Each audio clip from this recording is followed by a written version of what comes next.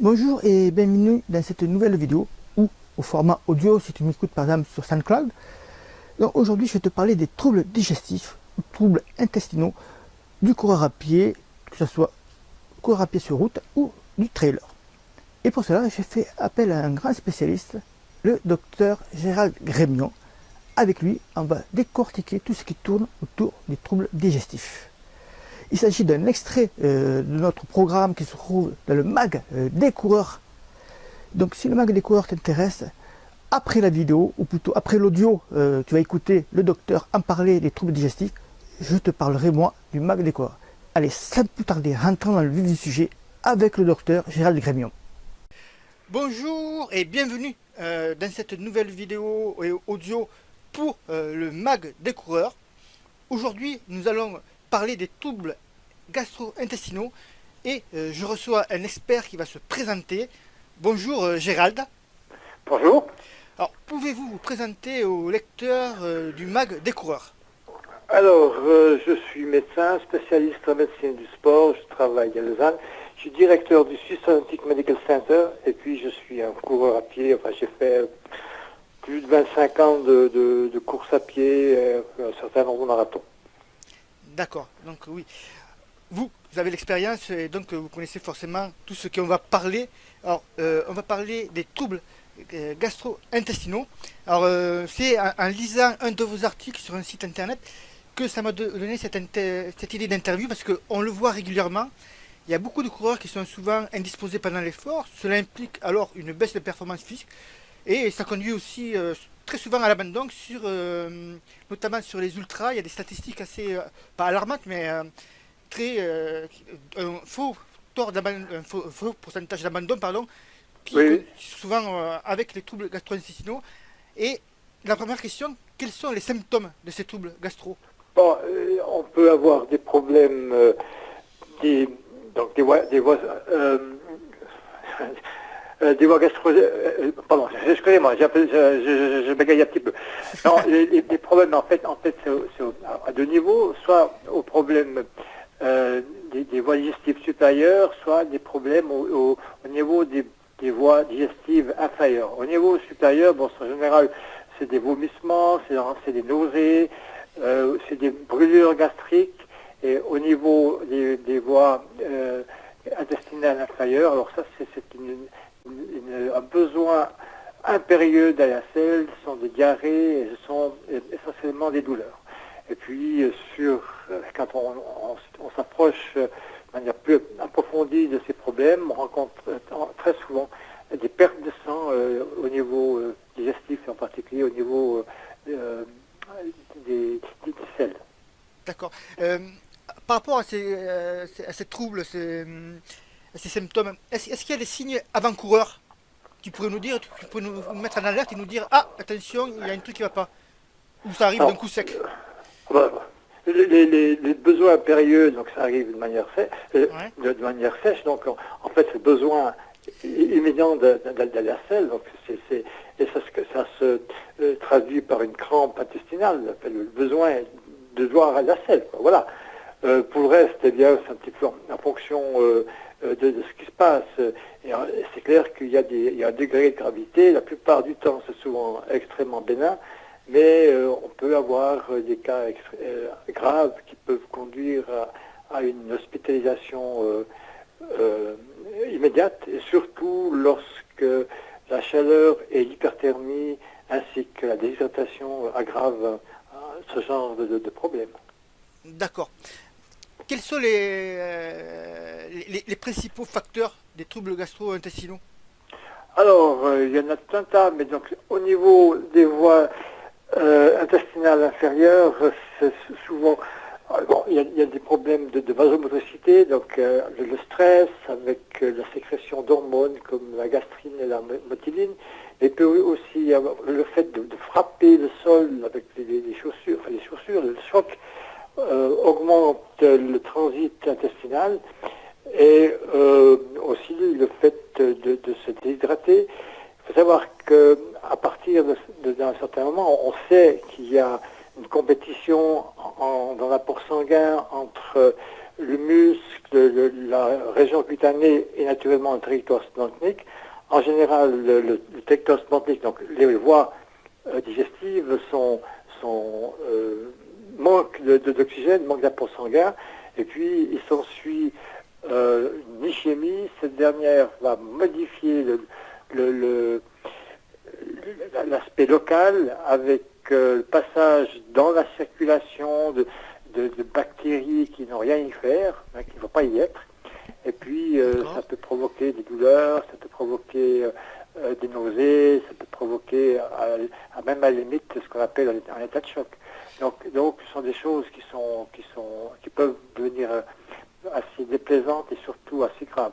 Donc en fait, en résumé, c'est l'augmentation de l'activité du système sympathique, c'est le stress, c'est l'intensité de l'exercice, c'est la prolongation de l'exercice, et puis surtout l'hyperthermie accompagnée d'une déshydratation. D'accord. Est-ce que nous sommes tous égaux devant ces troubles ou est-ce qu'il y a certaines personnes, certains coureurs ou coureuses qui sont plus susceptibles justement d'avoir ces problèmes? Alors c'est surtout les femmes, curieusement.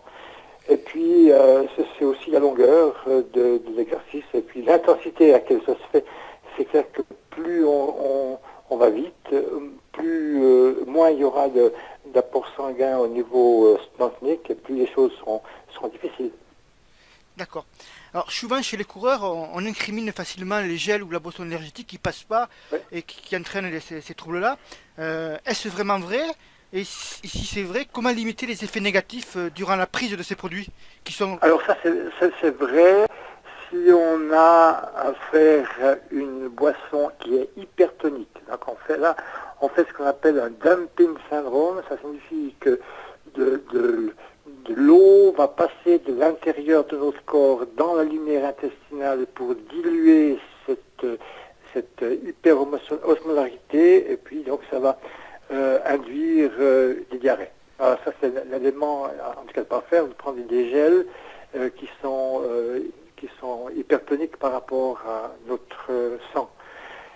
Et puis après le reste, on supporte pas ces gels, mais maintenant personnellement je n'ai jamais tellement supporté ce genre de choses. Et puis je me suis toujours fait ma propre boisson que je connaissais, puis tout à fait simple, quoi. Je vais te parler maintenant du mag des coureurs de ce mois-ci. Alors les sujets là j'ai tout le sommaire. Je vais te dire, tout dépend du moment où c'est que tu regardes cette vidéo ou que tu m'écoutes en audio, parce que chaque mois les sujets changent. Donc là ce que je te dis là, peut-être que le mois prochain ce ne sera plus du tout disponible. Donc pour ce mois-ci, au moment où tu écoutes la vidéo, je parle donc dans ce mag des coureurs des lignes droites, faire des lignes droites comme les pros. Alors très longtemps, pendant très longtemps, je pensais que faire quelques lignes droites, attention, ce ne sont pas des fractionnés, ce sont juste quelques accélérations que tu fais en fin, par exemple, de sortie d'endurance. Ça ne servait strictement à rien. Et puis en regardant les programmes d'entraînement que faisaient les pros, enfin les coureurs beaucoup plus huppés, l'élite on va dire, il y a pas mal d'exercices faits à base de lignes droites. Et donc je me suis intéressé à ce sujet. J'ai été tourner une vidéo que tu as aussi disponible au format audio, donc dans le mag des coureurs, et qui concerne donc les lignes droites. Je te donnerai 5 raisons pour faire des lignes droites, 5 conseils pour bien les faire. Quand faire tes lignes droites, ça aussi, ça se fait pas à n'importe quel moment dans ta préparation par rapport, que ce soit une préparation spécifique ou alors une préparation physique générale. Je te fais un petit sujet aussi autour de 1 mois pour courir vite, info ou intox. Est-ce qu'un mois, cela suffit pour améliorer ta VMA? Tu le sauras dans le mag des coureurs. Les troubles intestinaux, les troubles digestifs, avec le docteur Gérald Grémion. Là, donc un extrait est ici sur YouTube ou sur SoundCloud également. Également un extrait au format texte sur le blog testeroutdoor.com. Au niveau nutrition, je vais te parler également de la coco. Alors, on m'a fait remarquer qu'il fallait dire le coco. Il s'agit bien sûr de tout ce qui tourne autour de la noix coco. Est-ce le nouvel Eldorado pour les sportifs, eau de coco, etc. On entend beaucoup parler et les marques ne sont pas trompées. On lancé quelques produits autour justement de la coco.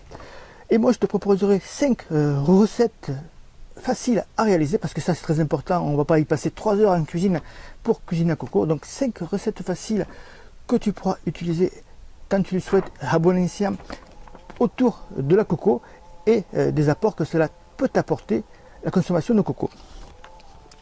Ensuite, au côté matos, je vais te parler de l'importance des chaussettes de running ou de trail. Très souvent, on se focalise sur les chaussures de trail, sur les chaussures de running, mais on en oublie parfois de mettre un peu le prix sur de bonnes chaussettes de running et de trail. Je t'explique pourquoi l'important et comment les sélectionner. Et tu trouveras également de nombreux tests de chaussettes que j'ai fait, que j'ai répertoriés ici et là, et que tu pourras donc lire pour faire ton propre choix. Enfin, je te parle du mag des coureurs de ce mois-ci et ce qui va arriver. Maintenant, je te parle un petit peu de ce qui va arriver les mois prochains.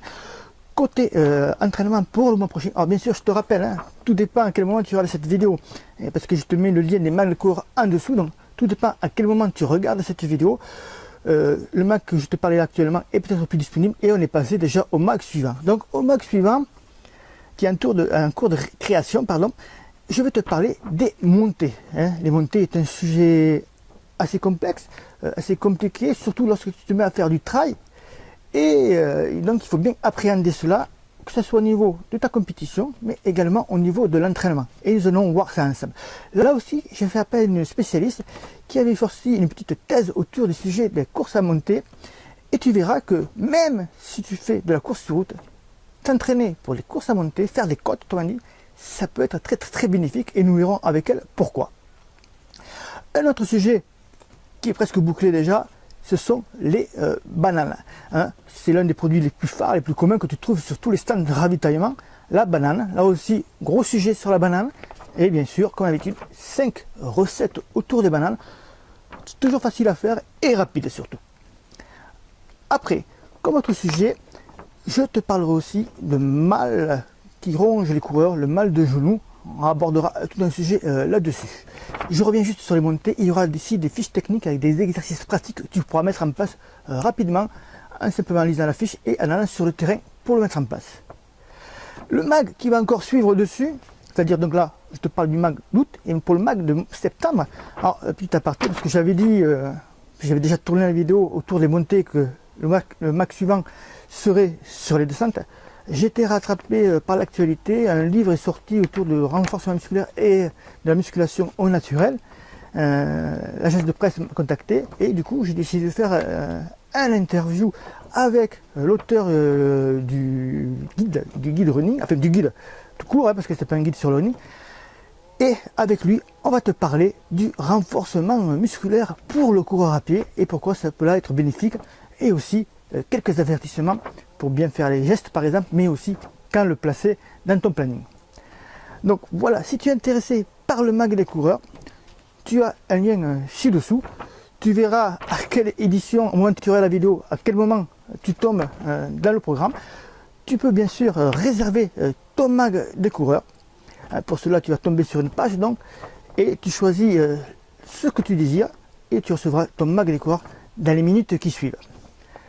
Quant à moi, j'espère que cette vidéo ou cet audio t'a plu, autour notamment des troubles digestifs. Si tu as des questions sur les troubles digestifs ou sur le mag, bien sûr, tu le fais en dessous de la vidéo ou en dessous du podcast.